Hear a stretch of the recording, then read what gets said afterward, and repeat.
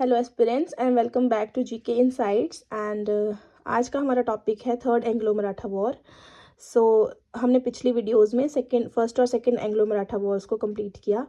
अब जो third Anglo Maratha war है तो यहाँ पर पिंडारीज का मेंशन है जो कि इम्पॉर्टेंट है क्योंकि ये जो थे वो कंसिडर किए जाते थे हाईवे रॉबर्स, जो कि एक ग्रुप था फ्रॉम फॉर्मर मराठा सोल्जर्स का, जो कि सेकेंड वॉर के बाद सेकेंड एंग्लो मराठा वॉर के बाद अपना जो है ट्रेडिशनल प्रोफेशनल जो है वो खो चुके थे, अपनी पोजीशन को वो मतलब लूज कर चुके थे।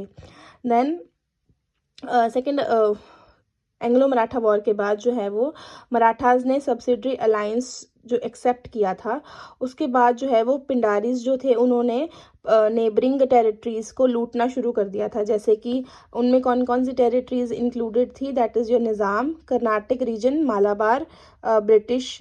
ओके, तो ये वाले जो रीजन्स थे उनको जो है वो बहुत ज़्यादा लॉस हुआ इनकी वजह से, क्योंकि ये क्या करते थे, प्लंडर्स करते थे वहाँ पे।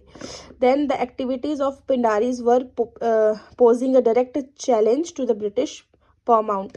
तो जो ब्रिटिशर्स को थे ये एक डायरेक्ट चैलेंज की तरह से देखने को मिल रहा था कि ये जो इनकी एक्टिविटीज़ थी वो इनको एक फाइनेंशियल लॉस की तरफ ले जा रही थी।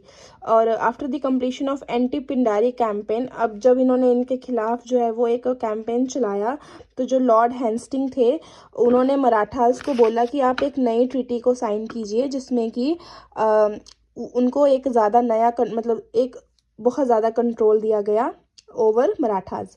तो फिर मराठास जो है वो यहाँ पर वॉर हुई और जो मराठास थे वो यहाँ पर हार गए और पेशवाशिप जो थी वो अबॉलिश कर दी गई और पेशवाज को जो एक्साइल किया गया ब्रिटिशर्स के द्वारा। और जो छोटे छोटे मराठा किंगडम्स थे वो मतलब जो रह गए थे उसमें क्या था, कैपिटल ऑफ सतारा भी था, ठीक है, उसमें इंक्लूडेड था। तो वो जो थे वो रह गए थे हमारे पास।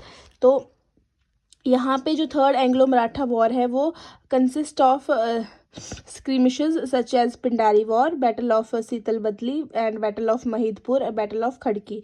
तो इनका जो बहुत ज़्यादा इंपॉर्टेंट यहाँ पे देखने को ये बैटल्स मिलती हैं, जिसकी वजह से जो थर्ड एंग्लो मराठा वॉर जो थी वो हुई थी।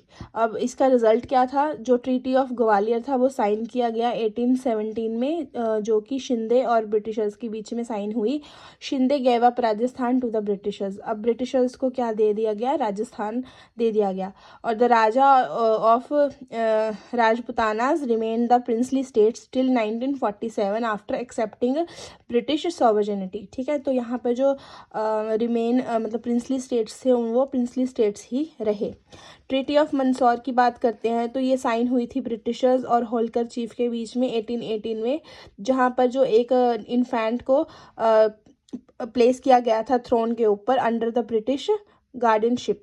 ठीक है, then Peshwa surrendered in 1818 and he was dethroned and pensioned off to a small estate of Bithoor near Kanpur. और उसका जो अडॉप्टेड बेटा था नाना साहेब वो एक one of the major leader बनता है in the revolt of 1857 at Kanpur. और यहाँ की जो टेरिटरीज हैं वो एनेक्स कर दी जाती हैं पिंडारी से और वो सेंट्रल प्रोविंस बन जाता है अंडर ब्रिटिश इंडिया। और this war led to the end of the Marathas empire. All the Maratha power surrenders to the Britisher after the third Anglo-Maratha war. So this was all about the first, second and third Anglo-Maratha wars, and in the next videos we are going to discuss about the Anglo-Mysore wars, जहाँ पर 4 major Wars जो हैं वो देखने को हमें मिलती हैं और हम बारी बारी से एक एक करके सब जो है वो डिस्कस करेंगे। So do like, share, subscribe and follow for more.